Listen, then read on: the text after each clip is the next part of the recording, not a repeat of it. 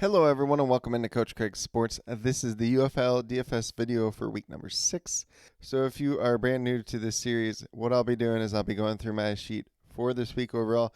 Just kind of talking through players, whether or not I play them in GPP, cash game setting, overweight, underweight to the field, kind of a pay down option just in general, any other important notes that are relevant for this week overall.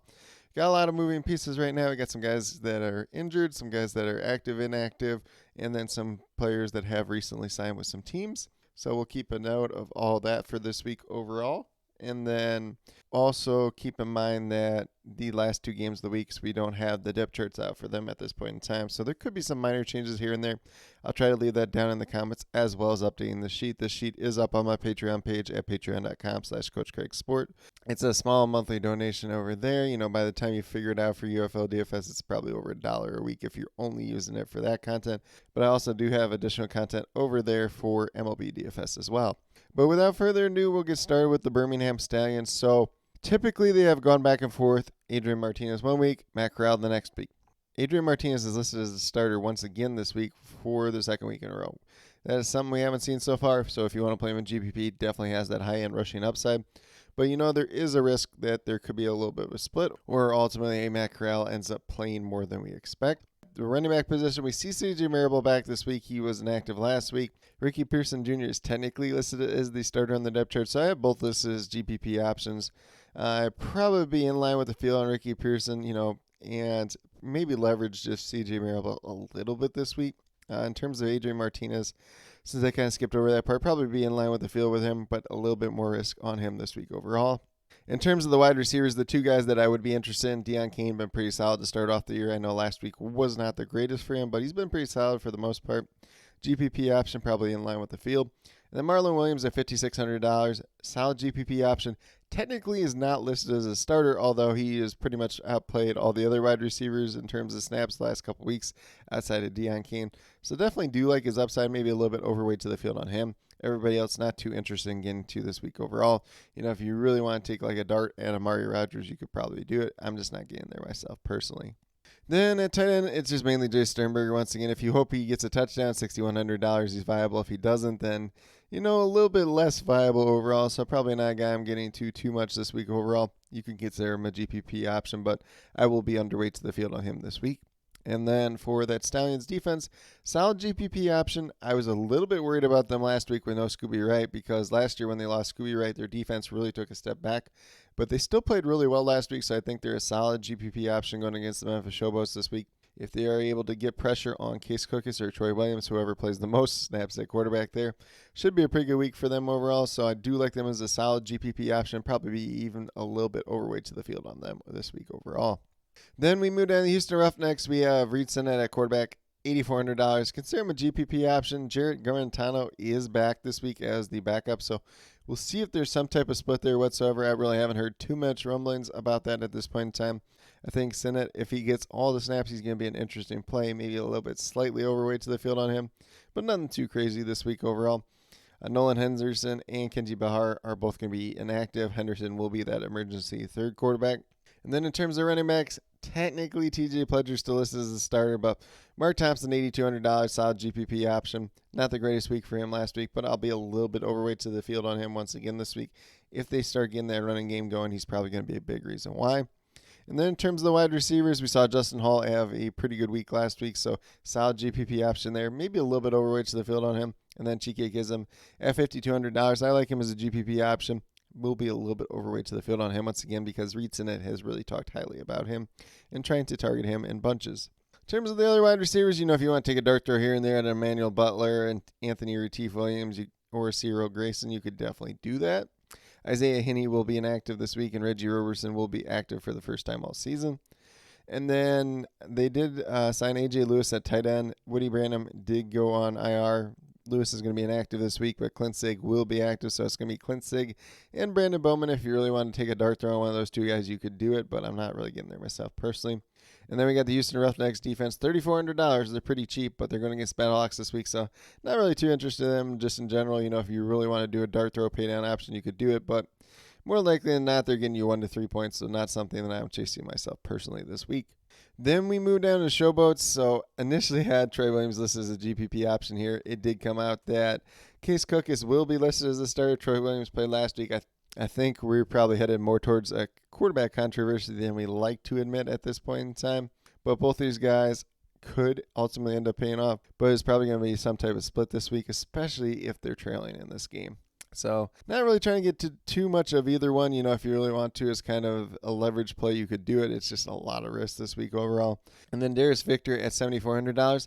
Solid GPP option. Maybe could consider my cash game option. I know this team's been a little bit hit or miss in the past couple of weeks, but he is definitely that RB1 and has a pretty safe role for this team overall. In terms of the wide receivers, if you really wanted to get to Vinny Papali at $6,900, you could do it. Really touchdown or bust at this point in time. DeAndre Overton is going to be inactive this week for week number 6. D. Anderson will be active, but mainly looking at David Davis, who had a ton of targets once again last week, $7,300. Solid GPP option there. Going to be overweight to the field on him once again. And then Jonathan Adams at $7,200 GPP option. I want to get overweight to the field on him because it's a very, very good price tag at this point in time. And then at tight end, we still have Sage Surratt at $6,000. A really decent price tag. Probably be overweight to the field on him once again as well. I'm not in love with the quarterback situation, but I do like these receiving options. I do like Darius Victor at running back, so could be a pretty interesting week overall. Showboats defense, $3,200, one of the cheapest ones. Going against the Stallions, I don't love the matchup, but if you want to take a dart throw, probably would be my cheap dart throw defense to go after, although I don't think they're that great overall. Then we're going to move down to the Michigan Panthers. This is a team that we are very, very much waiting to see the depth chart to come out. It's safe to assume Danny Etling is still the starting quarterback, but if we get Bryce Perkins coming out as the starter, he's going to be very interesting this week overall.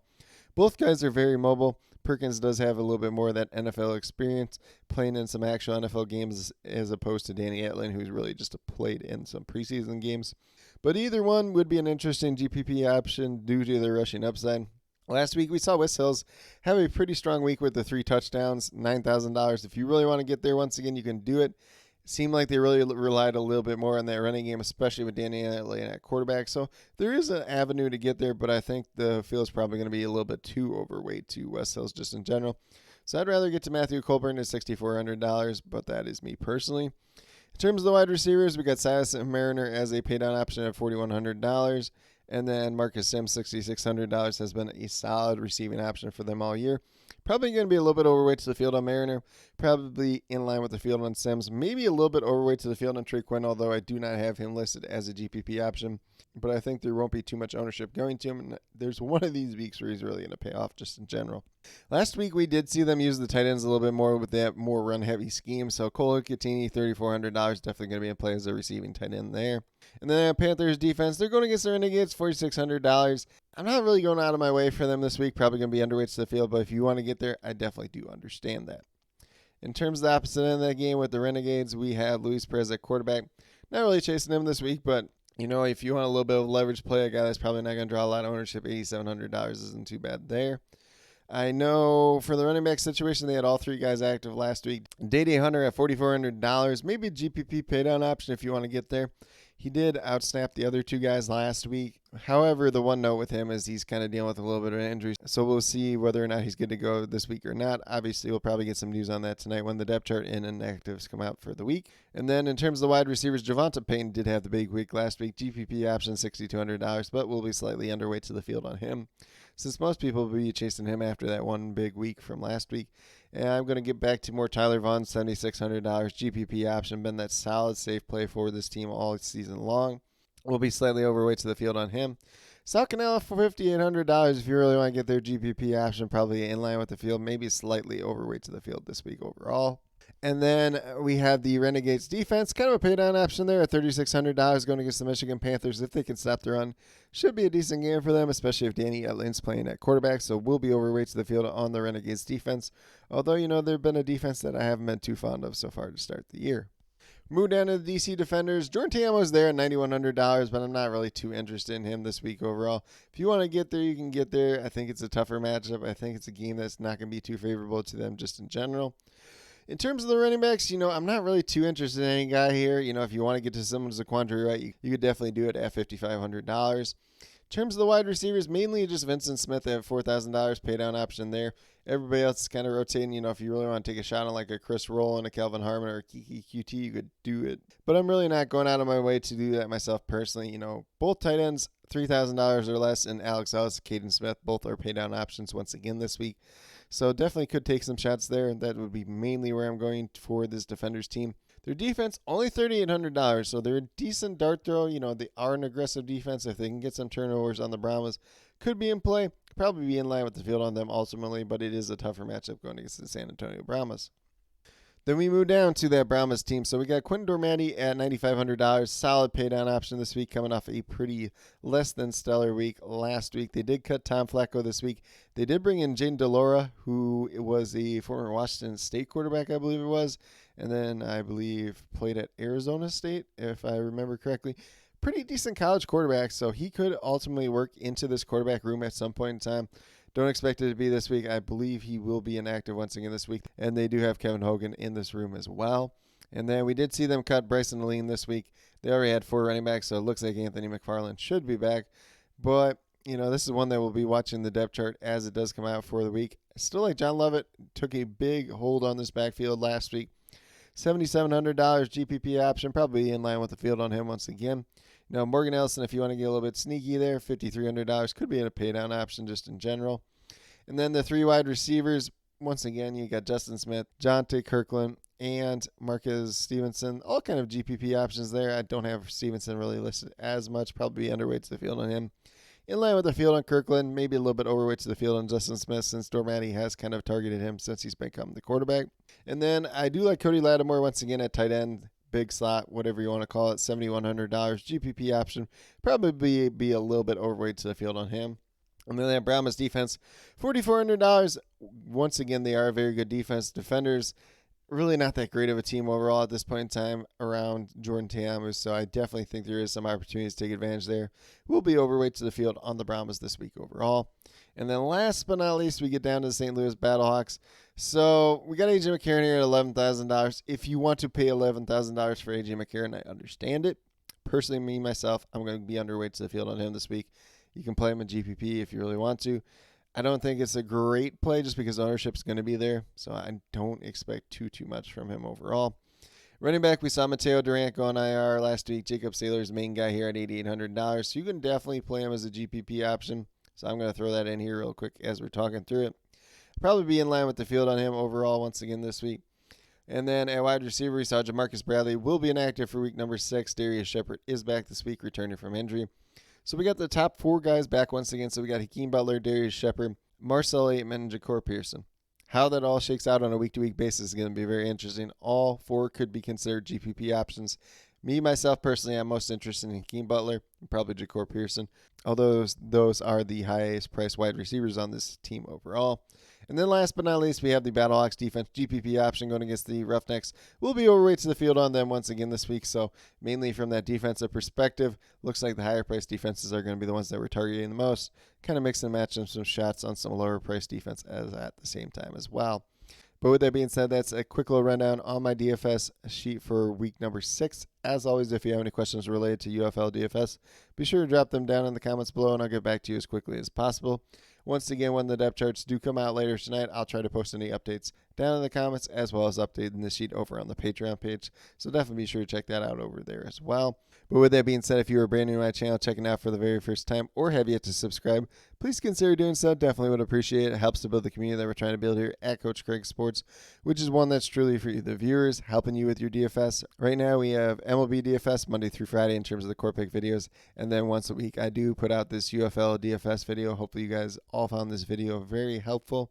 Hopefully you found it informative. Once again, if you have any questions whatsoever related to UFL DFS for week number 6, do not hesitate to leave them down in the comments below. And then last but not least, if you're interested in sports betting, if you're interested in prop betting whatsoever, be sure to check out the links and promo codes down in the description below for Prize Picks, Parlay Play, and BetUS. If you're a brand new user on any one of those 3 sites, when you sign up, you make your initial deposit, you will get a first match deposit bonus. For Prize Picks and Parlay Play, it's 100% match up to $100 on your initial deposit. And then for BetUS, it's 125% match up to $2,500 on your initial deposit as well. So some pretty great opportunities we had out there. And then with that being said, if you have any other additional questions related to that whatsoever, feel free to reach out to me, whether it's down in the comments or on Twitter at Coach Greg Sport, and be more than happy to help you with that journey as well. But with that being said, that's all that I truly have for today's video. Definitely do appreciate each and every one of you tuning in. Definitely means a lot to me. I hope that each and every one of you have a great rest of your day, no matter what day you're watching this on. A good weekend overall, and some pretty good luck in UFL DFS for week number 6.